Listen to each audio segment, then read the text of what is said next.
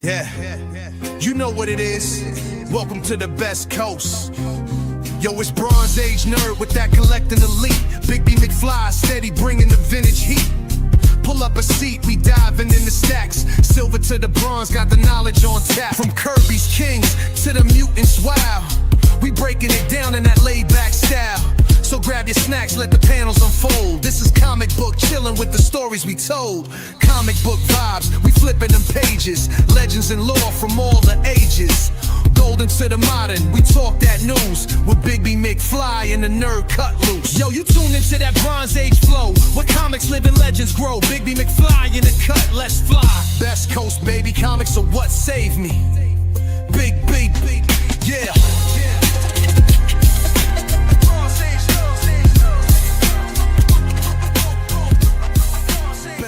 Baby, comics are what saved me. Hey, what's up, everybody? Welcome to Best Coast Comics. I'm one of your hosts, Christopher, aka the Bronze Age Nerd, and I'm joined, as always, by my faithful sidekick, Bigby McFly, the comic guy. That's right, and we're holding it down here on the wet coast, aka the West Coast. We were just talking about before the show. I know weather's kind of been crazy all over the country. I've seen like a lot of snow in New England and the Midwest and that kind of stuff right now. And it's, you know, there's all kinds of things going on, but there's a lot of flooding going on in our area. So, in fact, I may be affected by that. So stay tuned. If there's any kind of updates about us missing a show or something like that, I'll let everybody know. But yeah, lots and lots of rain pounding us here in the Washington state, and not in a fun way. Not good stuff. But we got lots of great news stories for you to talk about today on the show. Lots of cool stuff you saw in the title. We're going to be talking about the Supergirl trailer dropping. That was a big deal that I'm pretty excited about, and we'll talk about that. We got some news about some breaking news, actually, that I was informed about before the show about PSA and CBCS / Beckett. That was a pretty big deal I just saw. Right. We've got some stuff coming up that's going to be fun to talk about, but I want to take a second to remind everybody before we get into saying hi to the chat and all that kind of stuff that we are streaming on multiple channels, including my channel on Bronze Age Nerd. Like I mentioned earlier, we got Bigby McFly. He's over there, staying fly, and you can stream on his channel on YouTube. And you can also go watch us on all of the EXP's social media networks. That's their YouTube channel, their Facebook, Instagram, Twitch, and links for all the YouTube channels are down below if you want to go follow any of those channels. I highly recommend it. Now let's say hello to everybody who's in the chat with us. We got GT Key Comic in the house. What's up, GT Key Comic? I added an extra key in there because you're comment 3 times, so you get an extra one. You got the gold medal. Shigeyuki Kikita, love it. Everyone else can have the rest. I'll take the best coast, that is. I like that. You get our silver medal, and we just had our bronze medalist, Space Case Collectibles, drop in with a hello, and we say hello back to you. We are keeping it festive back here. I know some of you probably are celebrating Hanukkah and just had the first day of Hanukkah. Happy Hanukkah to you if you do. And any other holidays you might celebrate this time of year. Sorry if we're kind of Christmas focused, but that's the one we do. But we love all the holidays for the winter stuff, Festivus, all that stuff. And a lot of Hydra Asylum comics as well. He's back there as our producer. You saw Jay holding down my position last week, and I appreciate that. Thanks, Jay, for doing that. I am back. Thanks, everybody, for understanding why I couldn't be here, and glad to be here. Hey, what's up, Mr. Nope? Hey. Real quick update. I've been working pretty hard the last couple days on shipping out Heroes for Heroes stuff and trying to get everything done. There was some setbacks. So if you're watching this and you're waiting on a Heroes for Heroes update, you're probably going to get, for any of the art, print, any of that kind of stuff, you're probably going to get tracking / shipping update kind of stuff in the next 3 days is when I expect to have most of that stuff ready. And then Comics Limited, Travis was doing a lot of the comics. He had an issue with the laptop. He was kind of delayed. He's on it. He's getting packages ready. So I'll be sending out some of those here probably actually tonight after the show. So that's wanted to give everybody an update. We do appreciate all that support for Heroes for Heroes. I guess I'll check because I didn't notice if there's any more donations. Yeah, we're currently at $9,153 raised for Heroes for Mission 22. So that is awesome. What is up, Kilted Corgi? Oh, I love I love that little avatar, emoticon, whatever you call that. Merry Christmas, Merry Christmas. Hey, and Phil's Treehouse. Yeah, well, I missed one. Thank you, Phil's Treehouse. Nanu. I was just over there on Roscoe's channel with Phil. Phil's the host over there. Yeah, How we drop. awesome. So welcome, That's Phil. Cool. It's funny. I was just watching some Robin Williams clips last night on YouTube to try to make myself feel a little better. Just man, I miss that guy. Two people I really have been missing a lot this year. Robin Williams and John Candy. Just two great comedic actors and comedians that I just, man, they're gone and it sucks. Gone too soon. Yep. Way too soon. By the way, while I start talking about the news stories, I mean, there's a few big ones, but I didn't see a ton of stuff. If anybody has news stories that I didn't mention ahead of time that you want to drop into the chat, things you want us to talk about, please let us know, because we'd always love to talk about things that you guys bring up. Craig Ferguson is great too. Unfortunately, you can't put him in the same Mount Rushmore. I said unfortunately. Fortunately, I can't put him on the same Mount Rushmore because he's still alive. Absolutely. Yeah, fortunately, exactly. So let's get to our first story, huh? Let's talk about Supergirl. I don't really have a cool graphic. I can't really play the trailer without YouTube getting mad at us. So Bigby, I'm assuming you watched the trailer, right? Yeah, multiple times. multiple times. Same here. So the first viewing for me was kind of funny because I had to take my daughter down to a couple doctor's appointments about an hour south of where we live, and it was kind of like hectic, and she was excited for the trailer. I forgot that it started like when we'd already be on the road. And so I played it for her on my phone, but I couldn't really watch it myself because I was driving, because she wanted to see it when it went live. And then I had to wait until like that night to kind of really watch it without just like tortured waiting. And I figure it's a trailer, so we're gonna fire away with the spoilers on the trailer. I kept being like, man, I can't wait to see if Lobo was in the trailer, and he was. He was barely. Yeah. But what we saw looked good. It looked cool. It did look cool. Yeah.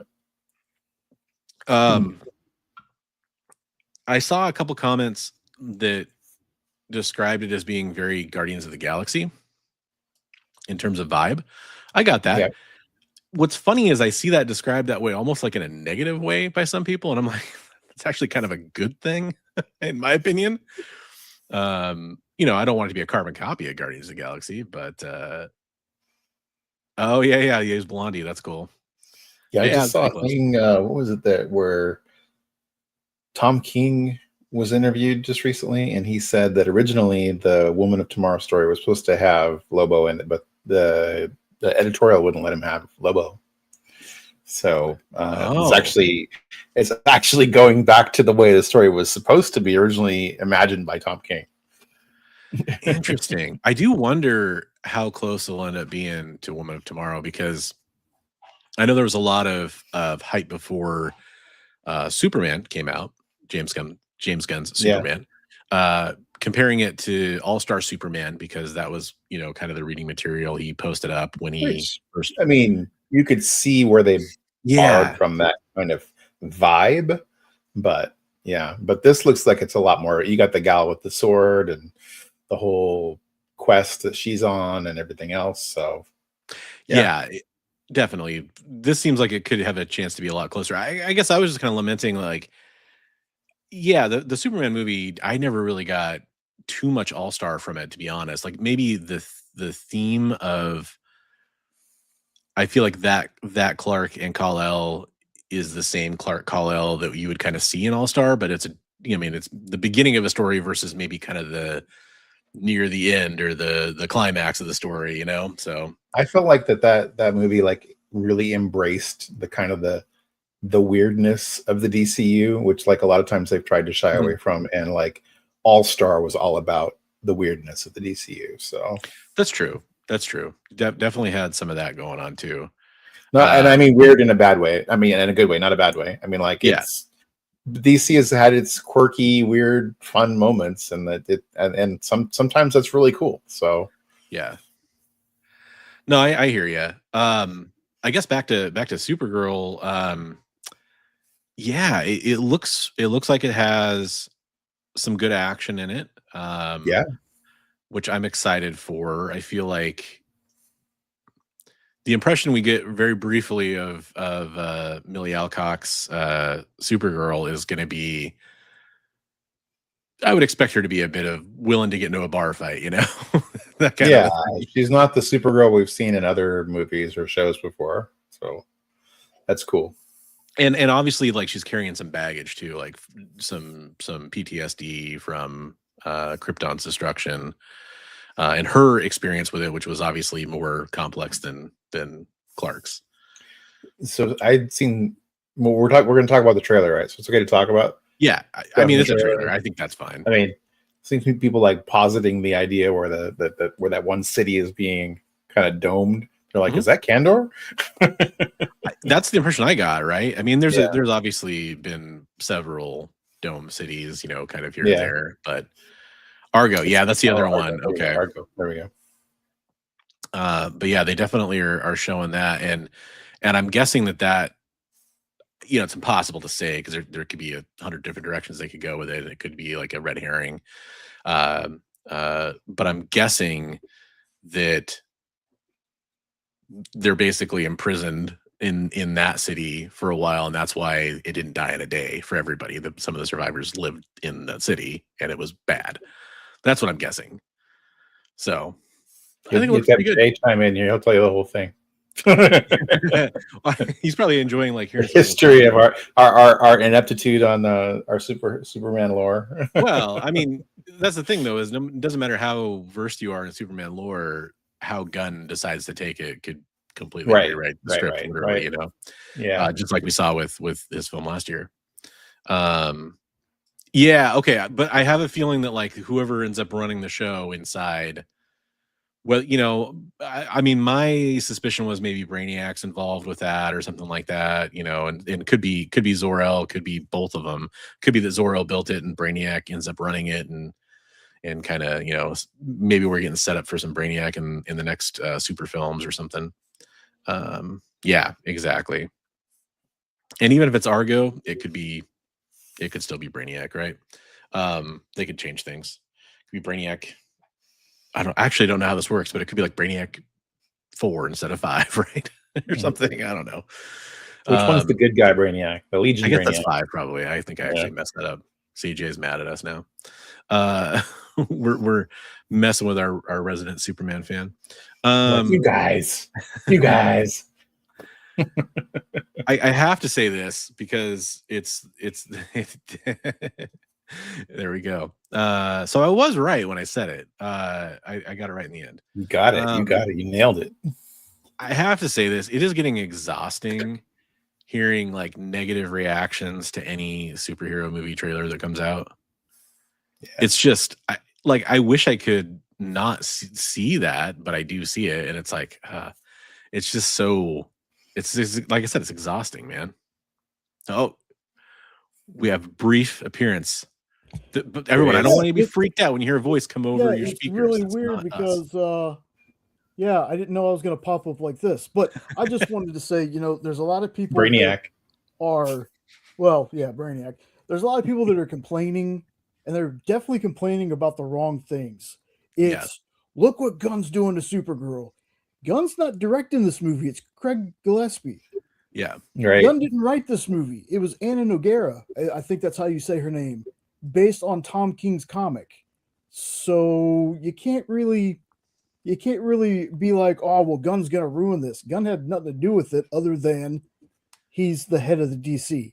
So he greenlighted it. I'm sure he has some creative control over it because I mean he's kind of almost like the editor in chief, right? Like, hey, Trav. Right, but people are like, oh, he's just making Supergirl like like Guardians. It's like, well, no. And that just to me speaks to the popularity of Guardians every time we have an outer space kind of thing now. I mean, it's like me when I was reading Dune comics, I compared them to Game of Thrones because that's how popular Game of Thrones was to me. So I think it being compared to Guardians, some people want it to be negative, but it's really not. That just kind of proves to me how great Guardians was. Well, and To be fair, when I made my comment, by the way, I'm specifically talking about the trailer, and I feel like that's almost some marketing that's being tied into it, because it you know, I mean, it's like if you're putting out well, probably a bad example because he's done so many movies. If you're putting out a James Cameron movie and you lean into like, here's the director of, you know, Aliens and Terminator, and you try to kind of emulate that style in the trailer, that's just to show that's the director that you like from these movies. Yeah. And I think there's a little bit of that. Just, I mean, you got the music, you got kind of the humor, and then you have kind of the space aspect. I think it's kind of, it's a lot of lazy people comparison, but Guardians is one of a lot of people's favorite movies. So it's like, Guardians was amazing. True grit in space is what this is going to be. True grit in space. Yeah. And also, yeah, it feels very Gunn. And I think that, you know, like Jay's got a great point. It's not necessarily written or directed by him, but at the same time, I think that they want it to have kind of some cohesive elements with what else they're doing, because it's still a pretty young version of the franchise, right? So they want it to feel like it's in the same universe, I'm sure. Yeah, I love the trailer. I think it's going to be fun. I've been excited for this one for a while. I know there's a lot of people who don't like Tom King, and I get that. But for me personally, you know, outside of reading the shape-shifting Supergirl from Death of Superman, or Supergirl showing up in you know, I've never really read anything Supergirl centric. This was the first thing I've ever read, and I really dug it. So if the movie is just like a tenth of how much I love the book, I think this movie's going to be big. Yeah, it's kind of funny because in a way, in my opinion, she's a character that in the comics has suffered from too much retooling and tinkering. They've had to reinvent her character, I don't know, 40 times at this point, it seems like. And I tend to like pretty much all those versions, but when they keep resetting things, it kind of makes it hard for her to really move forward past a certain point, because she only gets a year or two's worth of issues before the continuity's reset, it seems like. And some new writer comes along and wants to change things. It's not like, you know, it's not like we've really gotten a lot of post Infinite Crisis Supergirl continuity. So it's too bad in that aspect. Be lucky we're doing this, and we're not. And I love this movie, don't get me wrong, but at least we're not going back to Linda Lee, Helen Slater, Supergirl movie. You know, that's pretty terrible. Is really different. It's pretty terrible. Now the look in that movie was top notch. Oh yeah, and I'm going to go on record and say this: I like the Supergirl suit so much more than Superman's for some reason. Yeah, like it looks so much better. The style they have on her for some reason. I agree. Hey, shout out to Awesome Sauce Radio. What's up, Awesome Sauce? Hey, real quick, Adam, I know you're out there listening. I know you were trying to get a hold of me a little while back about something, and the timing just wasn't syncing up. If you still need some help with something, make sure you reach out, you know, tomorrow or something like that, and let me know what you need. Okay, brother. Yeah, it was a pretty bad movie. Absolutely. Yeah, likewise. Sorry, that just triggered something. He wanted me to talk to him about a commission. I'm sorry, Adam. I've been all over the place. Holidays are bad. Drawing right now, aren't you? What's that? You're literally drawing right now for a commission, right? Not right now. But okay. Yeah, you were. Yeah, no, I'm actually putting some art in our community art. Somebody just sent me. Oh, hey, Jay, you're always welcome to drop in. And by the way, I know it tripped up Jay, so I'll explain this. There's something in StreamYard where we stream from called audio avatars. And it makes, I turned on the option before the stream because if one of us ever dips out, I like if we're going to be on with a mic, I like us being on there still that way. So, cause people are like, they're still in the stream. I see them. What's up, John? How you doing? We're just talking about the Supergirl trailer. Hey, John, I was just thinking about you. I just saw your stuff I've got a package of stuff I keep taking to shows. We got to meet up sometime. Yeah, I think I've got a print around here for you still, John. I'm pretty sure. I'm buried in that stuff right now. Yeah, it looks great. I can't wait. I mean, I was excited before I even saw Superman when I found out like a day ahead of time or something, I think, that she was in the post-credit scene. or mid credits or whatever you call it. And I was excited because I mean, my daughter loves Supergirl. I've always liked Supergirl. I'm more excited for Supergirl than I was for Superman. So, oh, it looks really good. I think it's gonna be fun. So, thanks for the recommendation, Awesome Sauce. Okay, definitely not safe for work. I will say I recognize that name. So legendary, but definitely, yeah, I've seen that one too. Here's one little fun game we can play for a second. A lot of people, I saw this like discussion taking place on Reddit and X and stuff. A lot of people are wondering about Power Girl. And if they bring in Power Girl, should they just have Millie Alcock play a double, like 2 roles, or should they bring in a different person? And I want your opinion on this, man. What do you think? It should be a different person. I agree. They're 2 different characters, totally different characters. And she should be older either way, right? So significantly more mature, you could say. Yes, I mean, and they're not even the same person, are they? I mean, it's a different Earth version of the same person, right? So, Jay, correct me on this one if I'm wrong. Correct us, Jay. DC guru. We are not this. It's so good, man, because sometimes they're doubles, sometimes she's a clone, sometimes it's one of those comic book things, man. Like it's strange. Like I said, at one point there was a shape-shifting alien that was Supergirl. So, right. Yeah. I vote Kaylee Cowan for Power Girl. Okay. Look her up, Kaylee Cowan. Is it standard spelling on Kaylee or one of the unique spellings? Caylee. Oh, okay, here she is. I see her. And we discussed last week that everybody wants what's her name? What's her name? The resemblance is uncanny.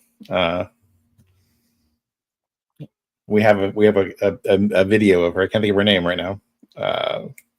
Let's start with an S. Oh, is it something Sweeney? Sweeney. Sydney Sweeney. Sydney Sweeney.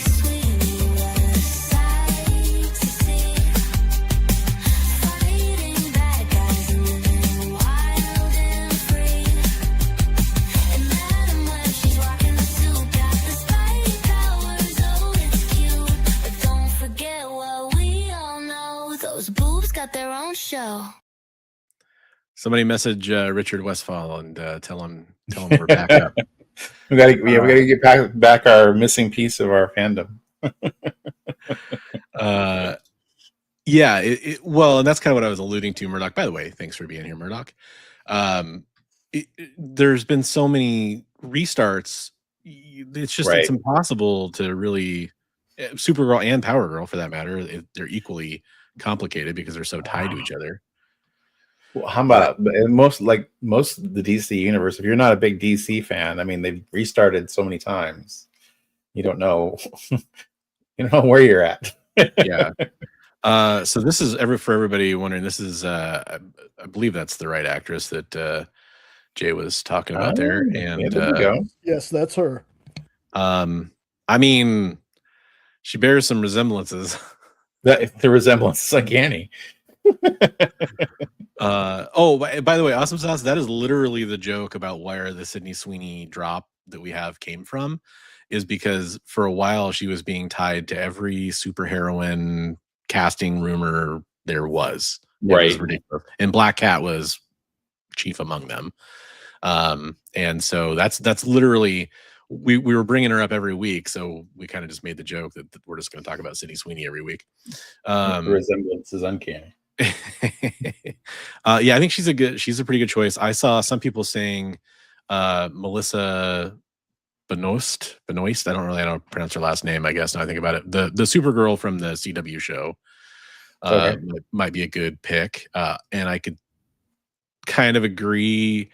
Look, you can call me, you can send me to horny jail, whatever. I'm just going to say, like, I do think that Power Girl's one casting that should be pretty busty. Look, it's a part of her character. It'd be like having a non-ripped Superman. Right. You know, yeah, that would be kind of weird. Someone at DC needs to be willing to go full Julius Schwartz, and DC seriously needs to tie a knot in every writer's butt to stop the rewrites, every creator change. Yeah. Yes, it's look, as a Marvel person primarily who really wants to get into DC, and I've tried to several times, and I've read a lot of big storylines and stuff, but right, it's really hard for me to like penetrate the continuity at DC and keep straight who's who in this version and how they, and to a certain extent it doesn't matter. I know that, but it's one of those things where I'm sure if you just started reading X-Men, you'd probably be like, what is going on? Why time travel clone? What, you know? right. Yeah. It has some of the same problems, but in a different yeah, when I had my shops for a little while there, I was up on everything and I was like, oh, okay, this is cool. Where the Golden Age Superman is so upset he's punching the walls of the crystalline chamber where he and the other alternate universe people are, and he's causing vibrations throughout the multiverse, and that's so cool. But if I didn't know, I mean, that's what brought Jason Todd back. Yeah. Is Golden Age Superman being upset and punching the walls of that chamber that they were in. Yeah, it's one of those things. It's a little, it's just hard to. I did say penetrate. Yeah, we both did. It's a little hard to penetrate. It's a little hard to dominate. It's a little hard. To mount. There you go. Circle. Anyway, Supergirl looks fun. People need to grow up and stop trying to find every little damn thing to complain about. Yeah. The world's wacky. The world's wacky. I'm just gonna say I enjoyed the Supergirl trailer. I thought it looked great. That's all I'm gonna say. I thought it looked really fun. I can't wait. I look forward to it. Very much so. I guess another trailer. I don't even know if you're up to speed on it though. Did you watch the latest drop of Stranger Things episodes that came out last month? Yeah. Okay.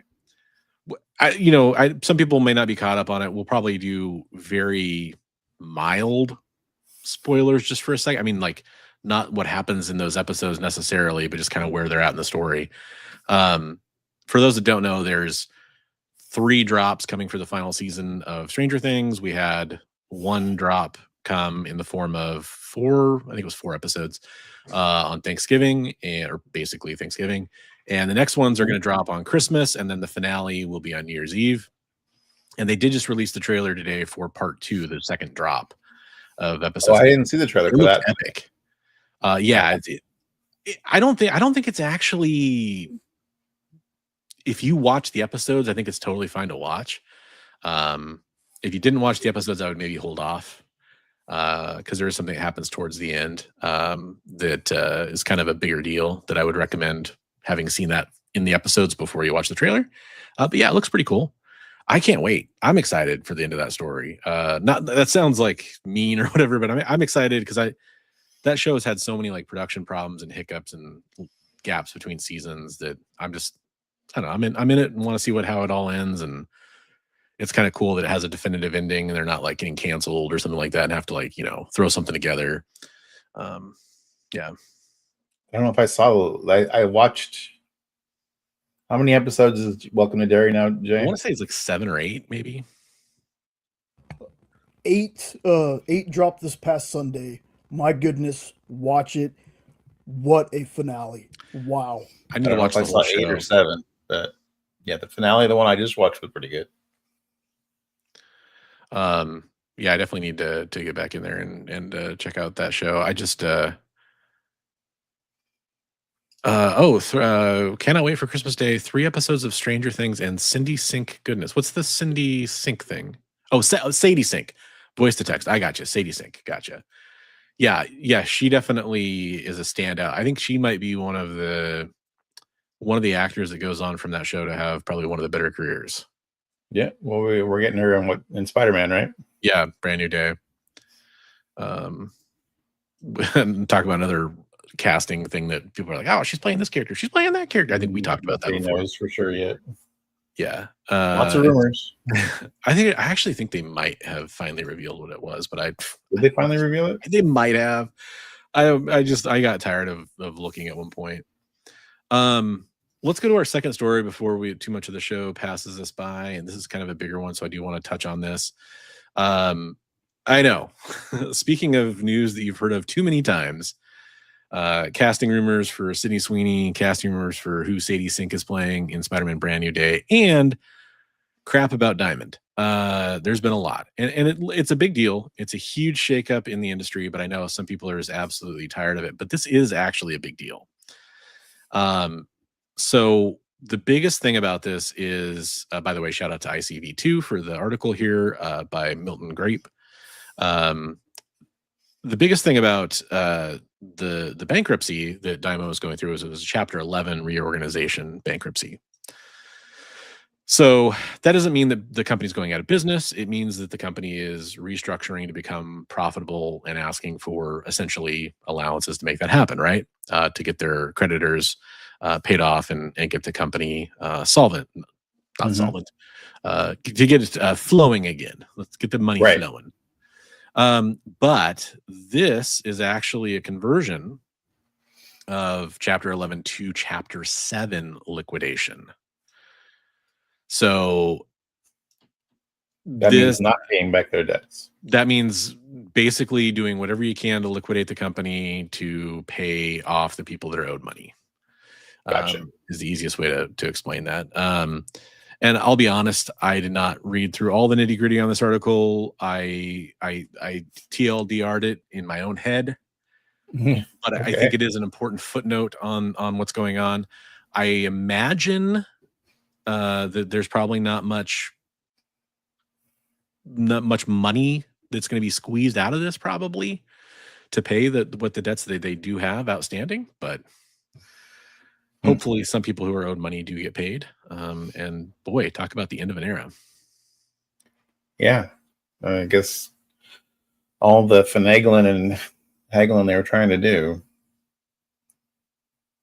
I just saw something in there about somebody being upset that Alliance was hiring the former Diamond employees. Well, there was some shenanigans with Alliance possibly stealing them out from before Alliance was taking over part of the business and stealing them ahead of time, essentially, to kind of get more value out of what they were going to buy and kind of get some insider information, I think is kind of the gist of that. I was in a comic book shop the other day talking to a local retailer and kind of he was bemoaning how he's now all of a sudden receiving lots of messages from lots of different companies. He could tell that Diamond definitely sold out his address to some of the companies because he's receiving a lot of cold calls all of a sudden after the fall of Diamond, which kind of sucks. So got to do what they can to get as much money as they can, right? I guess, yeah. It's just crappy.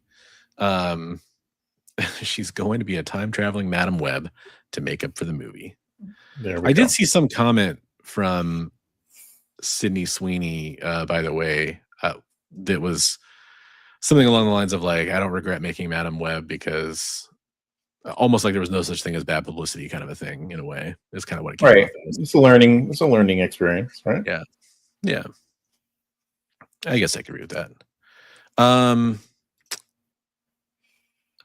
I thought this was interesting too. It's another thing I didn't have a ton of time to browse through all the details of this, but parts of this just seemed interesting to me. This was a quick thing that I posted on the Discord server. Robert Kirkman, this is also from ICV2, by the way, same author, is going to be the keynote speaker at Comics Pro's annual meeting. He has not been there for 15 years, apparently. Wow. He last addressed the group in 2010. And he noted the return. I previously spoke at Comics Pro way back in 2010, and while my unwavering devotion to the direct market retail community has remained unchanged in that time, I hope I've gotten a little better at public speaking, he joked in a statement accompanying the announcement. I think last year, if I'm not mistaken, the keynote, I want to say it was Todd McFarlane or was it Jim Lee? I think both spoke at it. So, I mean, you talk about names in the Mount Rushmore of comics, let alone just Image itself. Robert Kirkman is definitely the biggest thing that came to Image since the original founders. And I mean, just something I was talking about with, I think I was talking about this comic tropes, just hit after hit. I mean, the guy is consistent, and Right. yeah, can't wait to see what he has to say. I mean, some of these keynote speeches have actually been pretty interesting. If you don't check them out, I recommend it. If you're interested in comics and like the creator side of things and the business behind it, when creators get involved with business for themselves, it's been pretty fascinating, and I'm really curious to see what he's going to have to say. And if you're a retailer and you have a chance to go to one of those in your area, do it. It's really valuable. Yeah. This next one, unfortunately, the article I was going to pull up is requiring a paywall. It didn't do that for me on mobile. For some reason, it is on the website. So let me try to see if this one. It's not like a great. Let me see if I can find a different article here real fast. I'll paywall there too. Okay, that's cool. So the news we're going to talk about. Well, I'm trying to find an article to pull up to talk about this. Yeah, Clicked. We'll go with Clicked. I don't know if that's a great site or not, but I think we've mentioned that before. PSA's parent company, Collectors, is acquiring Beckett. That's big. Yeah. This was, I think, breaking news. I don't know if maybe it was announced earlier today, but I didn't see it until pretty much right before the show. So yeah, if you're not familiar, Beckett owns CBCS. So you're talking about PSA, who obviously they're more famous for grading cards. That's their bread and butter. But they're, obviously now on the scene grading comic books. And so for the comic book side of things, let alone the larger implications of the hobbies, you now have essentially one of the big three companies that was out grading comics acquired one of the other ones. That's huge. Yeah. Yeah. Interesting. It's nuts. And I think they acquired SGC before this, I want to say, they acquired SGC in February 2024, which is another big card grading company. Yeah.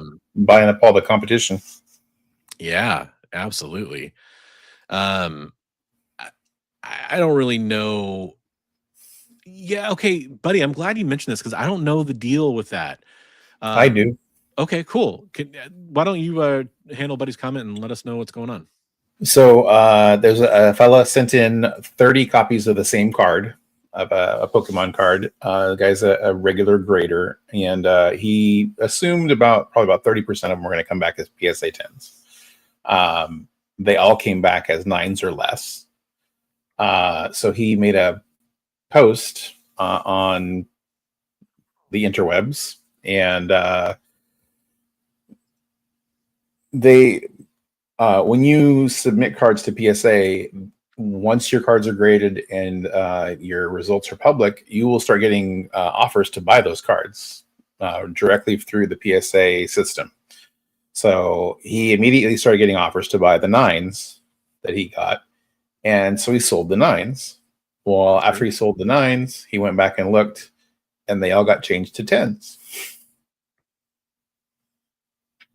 And so they bought through intermediaries by PSA. So that was the big conspiracy theory thing. Everybody was blowing up about it. He made a very public rant about it, and they went back and took the cards back from the people that they had sold them to and gave them back to him. Which if I was people who bought them, I'd be upset. I mean, nobody's going to be. You're going to have no perfect scenario there. Somebody's going to be upset all the way around. But so they just had that, and then I guess another submission just went down where this is from a YouTube video I was watching where somebody put in the submission of 100+ cards, and they weren't happy with their grades, and they complained, and over half the grades got changed. So they're like, can you just complain and get your grades changed on anything? So one thing I don't understand, and you may not know, or somebody in the chat might know more than but what I'm curious about with that is, so when he sold off the 9s, how did he know that those cards were then became 10s? He looked up the certs later on just to double check on his transactions that he'd done. And it said, yes, you sold this PSA 10 graded card to this person. And he's like, that was a 9. So and he went and he started looking, and it was PSA 10, PSA 10, PSA 10. So, and this is all happening like on site at PSA, right? Like, because they're almost like holding it in their vault or whatever. And yeah, it's like you can sell. Yeah, you can sell before they ever ship it back to you. Yeah. Gotcha. Okay. But he also says PSA upcharges you if you have a higher value product where Beckett doesn't, their flat rate. Yeah. Okay. That's a good point. So there's a big conspiracy going on right now with their rating that people are, they've either got some real not up to snuff graders right now that they're having to go back and check their and read and change their grades, or there's something going on, but you shouldn't be able to just complain and get your grades changed. You know, buddy, your comment here is one of the, okay, I got a couple things I'm going to say. First thing is, my gosh, I cannot believe there's another grading company controversy. I am shocked. Right. That's the first thing. I mean, it matters though. Second thing is, well, it matters to us. It doesn't matter to a lot of people, but it matters to us. The second thing is to Buddy's comment here, which is something that's been bothering me for a while. And I've talked about this for a long time, but it's really kind of like, you know, it's something that's really catching to me now. If you're really in the business of charging more for a higher graded collectible, it's like an automatic conflict of interest. Oh, total conflict of interest. Yeah. And I know that's not a new thought. I know a lot of people have that thought, but here's where it gets me. There's no reason for it. Other than greed. There's no, it's like, congratulations, you got a really good grade. We're going to ding you. Well, and it shouldn't be any, let's say you have, you know, let's take a couple examples here. Let's say you have an X-Men 1 Jim Lee, you know, Chris Claremont, X-Men #1 gatefold cover. And let's say you have an X-Men 1 from 1963. And you send those two in. That should be the same process and therefore the same price to grade both of those books, or at least I can understand kind of an argument for it costs more to grade a Silver Age comic because maybe it goes in a larger holder. I can kind of understand that. You could say that it's more plastic involved, whatever. I personally don't get it, but I can see as long as you're consistent, you say all Silver Age comics or all Golden Age comics, because they go into different order, are these different prices. I can get that. You know, magazines should all be in their own price range because it's a different size holder, and I'm sure, you know, that's what it is. But the actual process of grading the comic, there's no way, like, if it's worth $1 million, if it's worth $100, doesn't cost you any more to grade it. Yeah. Now, there, I mean, you can maybe make the argument that like the insurance. Oh, hang on, I'm getting a message from our producer back. Who is a bit Godzilla right now, Jay? Just let me know. I don't know what that really means either. Am I getting like low signal here or something? I don't know what happened. I don't know. Sorry, I'm just responding in real time to a message from the back. Gotcha. Audio is a bit off. Yeah, I got to figure that out. I can't really easily solve that. But I appreciate that. I'm trying to figure. It's easy for me to do on recordings. It's not easy for me to do live. I don't know why there's such a big delay. Just pull your arms back in a little bit and go. Ah! Oh, man, T-Rex now. Come on, man. Yeah. Anyway, I don't get it. Like, I don't get the justification again, other than greed, which, you know, I mean, we all know. Look, the companies are in it to make money, but. In fact, I mean, CGC is a company I've thought about this for a long time because they charge a higher rate for a more valuable comic. Well, how much did they rake in for grading that Superman #1, which everyone agrees was not the grade that they said it was? Yeah. How much did they rake in by grading at that grade?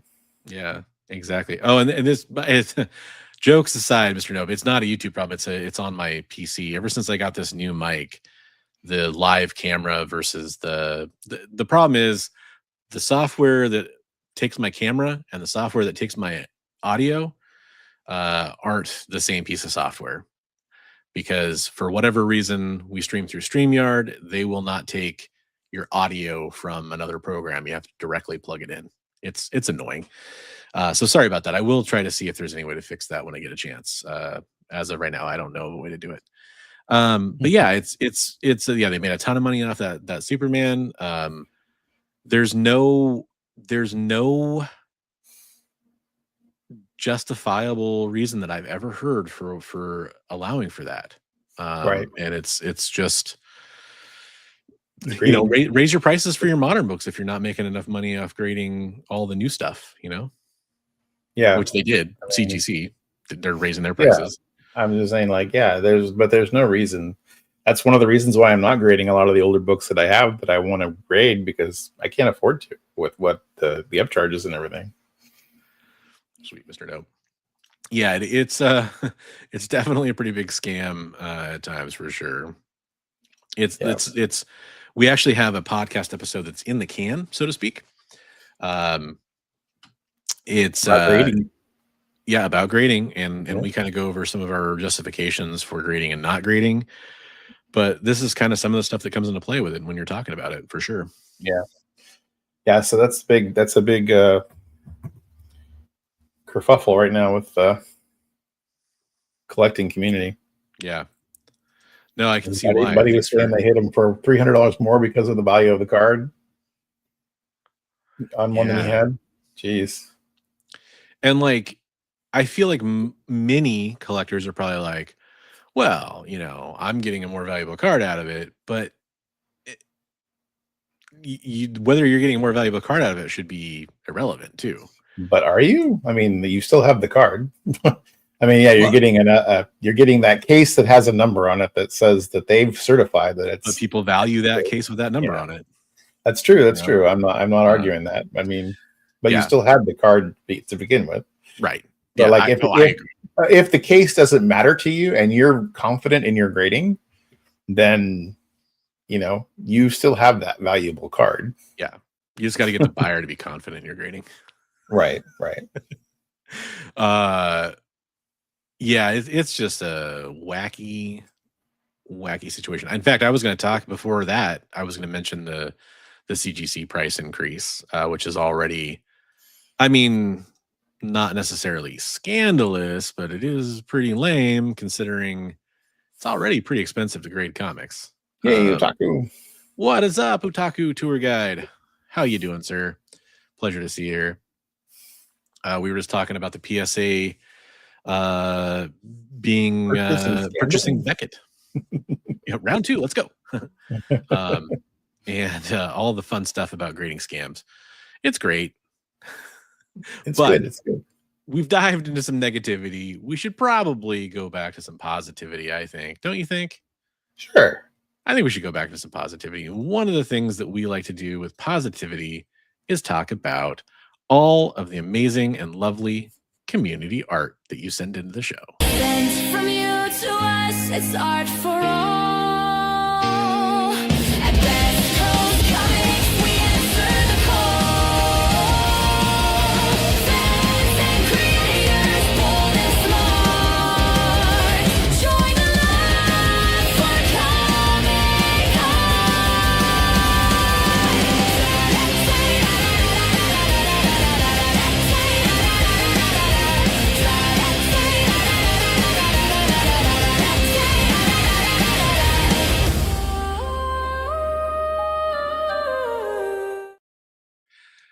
So there's a showcase of some of the amazing community art we were sent last year.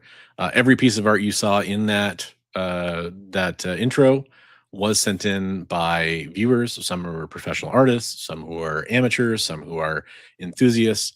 And we really appreciate it. So if you want your community art, in other words, if you want your art featured on our show, please send it in. Best way to do that, you can send it to us directly, however you like, however you're in touch with us. But if you would like to send it in to the Discord server, we would highly recommend that. And I will paste a link to invite you into the Discord server right now. And that's going to be in the chat here in about 2 seconds. And you can go join in. It's totally free. You can see every piece of community art that's ever been sent to us in the community art channel. And you can post your own community art and we'll feature it on the show.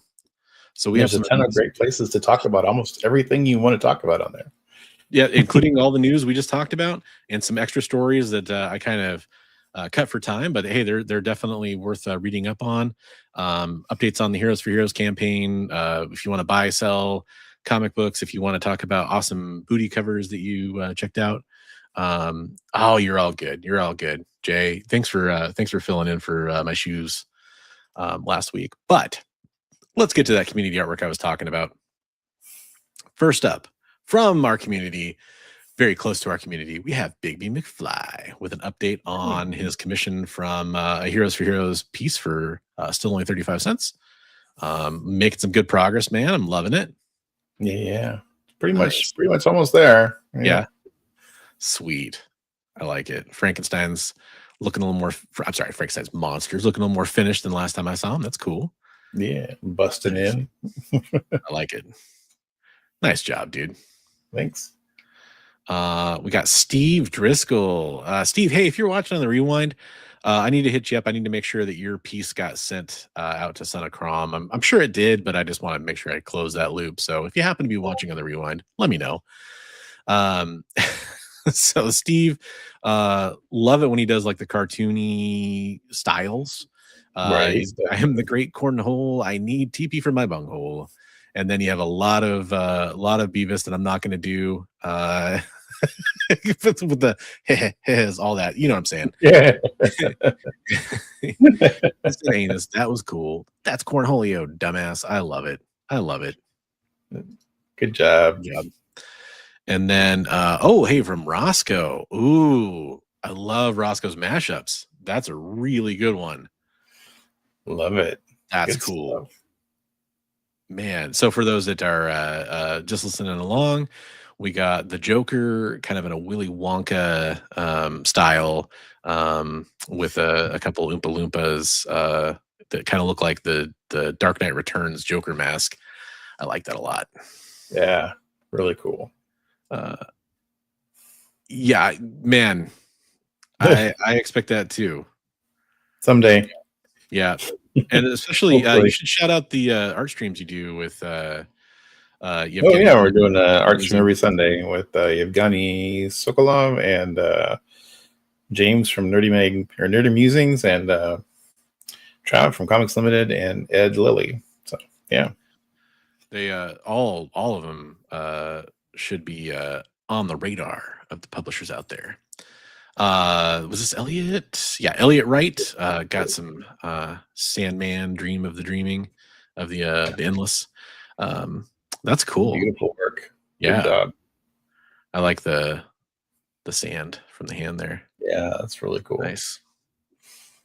Good job, Elliot.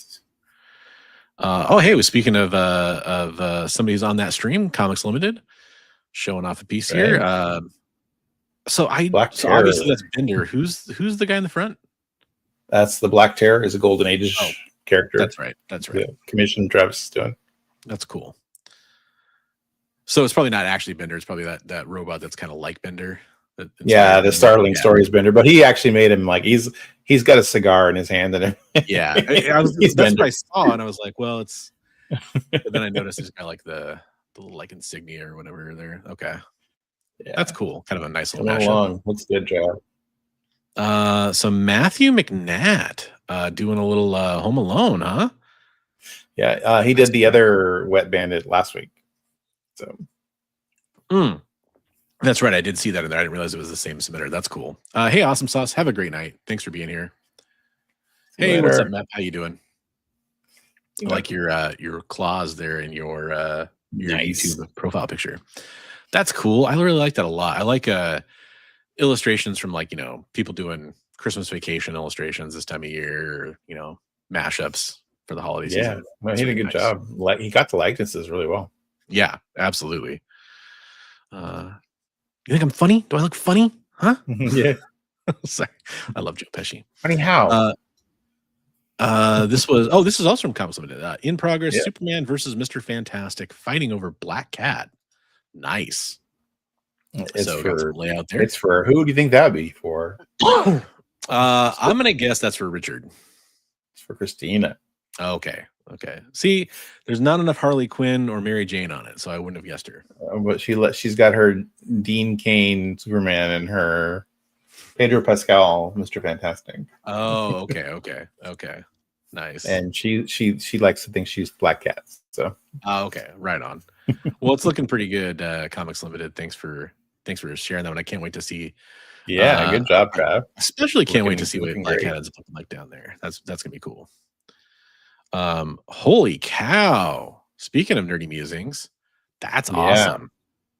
I hadn't seen that one yet. That's cool. Yeah, that was one you thought I was drawing. I was posting that for James. Okay, nice. Oh, I wasn't trying to like call you out for that. I was like saying like I was hoping maybe you could show off what you were working on, but yeah, because I saw your head down. I thought maybe you were just like sketching or something, you know. Oh no, I was. People hitting me up. Hey, post this for me, huh? Nice. That's dope. I really like that. That's he freehand inked those claws on Wolverine. Wow. That's cool. He's like, I ain't afraid of no claws. I really like the Absolute Batman's very good like Dragata style Absolute Batman. I like that. Yeah, he's been working on that one on the show. Unfortunately, he's the host person, so he's talking half the time, so he doesn't get to do a lot of the artwork when he wants to do the artwork. That makes sense. I can relate to that from when we were doing the community art stream and I was trying to draw and manage bids and everything. Right. Yeah. Kind of hard. So welcome to the server, Bam Fart. That's awesome. Bamf Art, I know, but I'm gonna call you Bam Fart. I feel like you're gonna expect that. I didn't read the rest of your message. It said on cardboard and inks. That is awesome. That is really cool. I love that. I'm a fan of the subject matter and I'm a fan of the style you went for there. I mean, that actually looks like it could be kind of like one of those like Dark Horse Presents covers or something back in the day. Yeah. Really good, man. Yeah. That's good dope. Work. Yeah, I love it. I like it. So you must be watching. Who are you in the chat? Have you said hello in the chat and I just know you by a different name, or I don't know. Because you jumped in right when I was inviting people, so I imagine you're watching. That's really cool. So very nice though. I posted that link in the chat earlier. Here is like all that art I was talking about. You can kind of go through and see all of it, stuff from last week, and it goes back and back and back and back. We've had art posted from professionals, from YouTubers, from people who are going to be names in the industry someday. I guarantee it.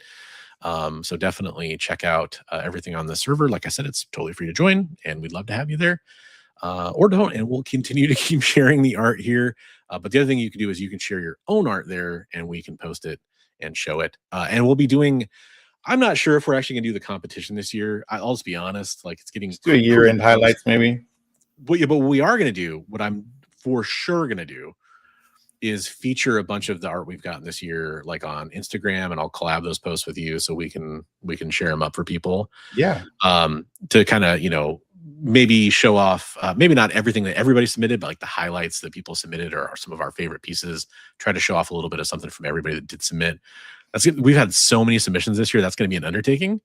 There's a lot of artwork. That's good though. That's what we're trying to encourage. So at one point, when we used to do it just by files or whatever, we didn't have it all on the server necessarily. I used to have it all like dated, so I could tell when the pieces came in and stuff. And I could tell if I copied like, oh, here's all the ones from Roscoe, or here's all the ones from Comics Limited, or whatever. It's going to be a little bit more challenging this year to make sure I don't miss anybody. So I'm going to really try hard not to miss anybody. If I do, please call me out because I don't want to miss anybody. But we've had, probably, I don't know probably over 75, 100 people submit stuff. I think 75 to 100 people probably. Yeah. It's been good. We've been getting a lot of people coming in and joining the group, and it's neat. Yeah, I absolutely love to see it, and it's one of the first things that we started when we started this show. Was we talked about the community art segment and wanting to show off people's artwork and try to inspire people, or at least show them that it's okay to be at different points in the spectrum of where you're at with your art career or your art interests. Yeah, you can be a brand new beginner. You can be somebody who's on the verge of becoming a pro. It's like, it doesn't matter, 100%. Yeah, it's a lot of people, Mep, and I'm proud of every single submission in here. That it's awesome to see. I mean, not everybody posts something every week, but yeah, everybody's having fun doing it. So 100%. Yeah, and we just want to inspire that positivity. And the best part about it, you don't see a single jerky or negative comment. It's all, people either being positive or like heart reactions or thumbs up or fire or whatever. It's all like, it's all positive. And I love seeing that too. Encourage everybody. Yeah. Wow. So that's all the regular stuff.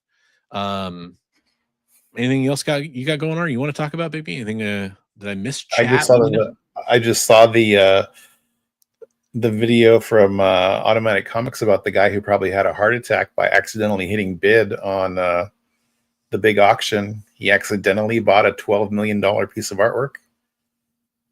Comic art? Yep. It was Frank Frazetta Conan painting. It was the most expensive item in the auction, and they're like, it had no bids, and the item came up, and they're like, it had a reserve of 10 million with a 2.5 million buyer's premium, and they go, we got one bid, it's sold. And then they're like looking at the end, they're like, we don't see the piece of art, where did it go? And turns out somebody accidentally hit the bid button. And it was somebody who was a bidder in good standing, I guess. And so they let them retract their bid. But I was like, man, that seems like a thing where if you were the person selling the piece of artwork, you'd have a thing. Yeah. Wow, man. But hey, have a good night, Comics Limited. Bye, Trav. Thanks for being here. For your work, man, that you've done on the shipping side. My bad, sorry. Was that you, Kilted Corgi? Oops, Butterfingers. Yeah, it's like, yeah. So I was like, he's like, that must have been like the most heart attack moment for that person when he's like, oh my gosh, I just bought a $12 million piece of art. Yeah. Oh my gosh. I mean, I'd love to own that, but I don't have that kind of money. Yeah, it was a beautiful piece of artwork. But yeah. Yeah, anything Frazetta, especially Conan, like, dear God. Oh, thanks. We appreciate that. Yeah, it does happen on One Out often. Yeah, just get all excited, get a little carried away. Oops. No, didn't mean to buy that. Okay, whatever. Along somewhat similar lines, just as far as like, oops, whatever. Hey, be careful out there. There is an early leaked trailer for Avengers Doomsday out there. It's in pretty bad quality. Now, I will tell you this much: if you go search for it and look for it, you are 99 times more likely to find some crappy AI generated trailer pretending to be real than you are to actually find it. I feel like, especially if you're looking like on YouTube and stuff. But if you are a sailor of the Black Seas when it comes to media, or if you know where to look for things like that, it's out there. And or if you just like happen to be browsing social media and some jackass posted or something like that, you might see it early in a way because a lot of people I know are waiting to go watch it. It's going to be in front of Avatar.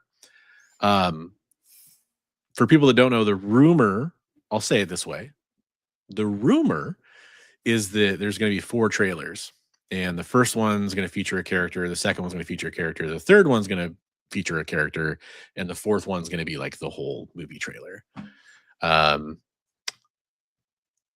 Yeah, it's out there. Be careful if you don't want to see something like that early. I mean, it's just a trailer. It's not like it's... Yeah, I just before we went live, I saw it popped up from some of those big trailer review people. Yeah. That they were reviewing it, so... And stuff is getting taken down. Like the original account on X that leaked it is like nuked. Like Disney nuked the account or something. I don't know. It's gone. Nuked it from orbit just to be safe. Yeah, exactly. I'm sure that our last piece of artwork there would appreciate that. Right. Amp art. But Also, I guess another small bit of news here that I saw, and I just want to confirm this. It looks like Fallout Season 2 is coming out a day early. Oh, cool. Coming out When is tomorrow. that hitting? It's coming out tomorrow. It's Oh, supposed to come sweet. out on Wednesday originally, I think. There you go. I actually didn't realize it was coming out that soon. I was meaning to rewatch the first season, but man, I'm not gonna have time to do that probably. But yeah, that'll be coming out on Prime if you're interested. And I think that first season was badass. So yeah, the first season was great. So I will try to get. Oh, good. I was gonna say Trav and his family are big Fallout fans, and so just from watching the trailer, he's telling me like, "Oh, this is there, and that's taking place over here, and this is when that happens." He's like, "Oh, I'm so happy they're putting that in." And I'm like, "Wow, you're up on it." What? So Fallout New Vegas was my favorite game in the series, and this is a lot of this season is going to be based in New Vegas, so it should be pretty interesting. I was going to say I'll try to have the video out we were talking about earlier with the grading stuff. I should have that out. I mean, I'm gonna be honest, because of possible flooding concerns. I mean, hopefully nothing happens, but I'm trying to get everything shipped out before the end of the week so that I don't have any concerns about trying to get other people's stuff safe. I can just worry about keeping my own stuff safe. Right.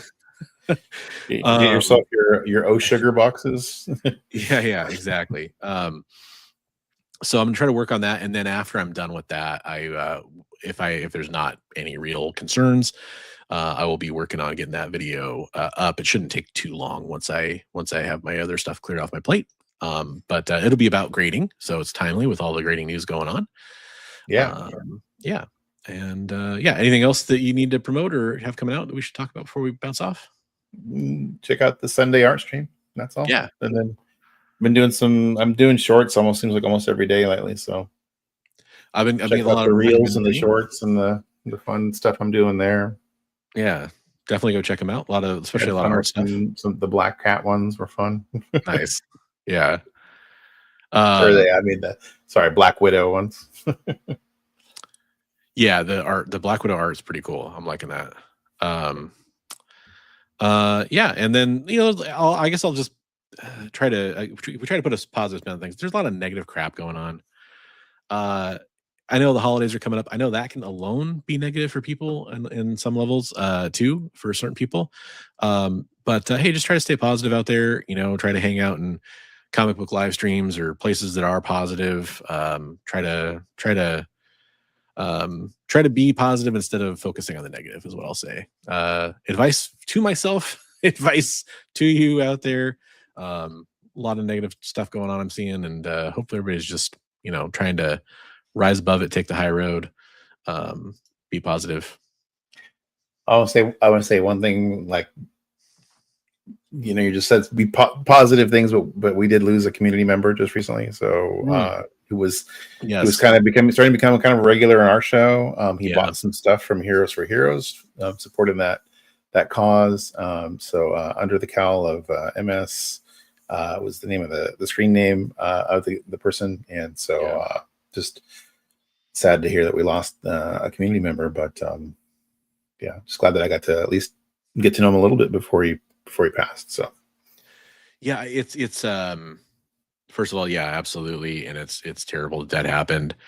It's an interesting thing too, because in a way, to try to find, there's not much positive news here, obviously. To try to find one positive thing, I almost feel like the community has grown to a point though where people, people pass away all the time. It's an unfortunate fact of reality, right? But we see so many people in this community now that people know and are getting to know each other, and it's easier to kind of make friends in these groups.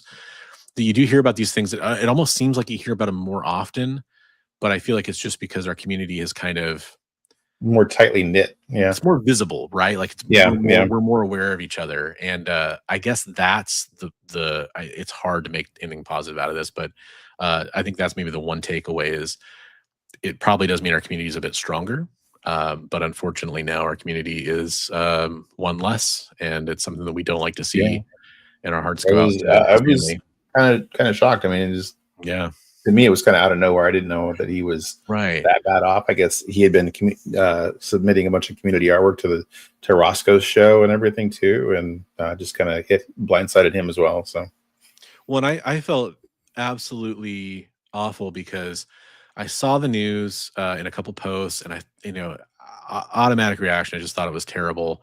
And then I did not realize, because the names that were being used like on social media and the picture, I wasn't connecting those. And you told me what his name was on YouTube. And I was like, oh yeah, that's somebody from his name is our chat. Kirby. Kirby is his name, but and I knew, and I'd heard Kirby, and I'd heard the screen name separately, and never knew that they were the same person. And I just felt terrible. Even more so, it's like, oh, that's somebody who I had an even more close connection with, and it's just awful. And again, we feel terrible for his family and for his friends, and especially for that to happen at this time of year,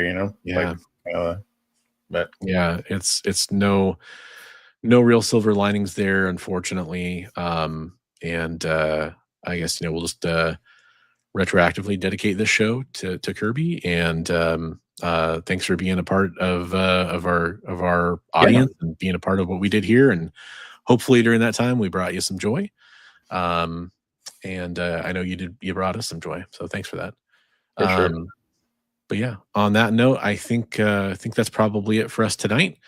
Weather pending, we'll be back next week for the final show before the big holiday. Stay tuned. I'll make an announcement if there's a cancellation that I need to make. Hopefully that doesn't happen. And then after that, we'll have a nice little New Year's show. Maybe we'll do something kind of wrap up the year, maybe, or something for that show. That may be kind of fun. Yeah. But on that note, hopefully everybody has a great night, and we'll catch you in the next one. Thanks for being here, and we'll see you next week.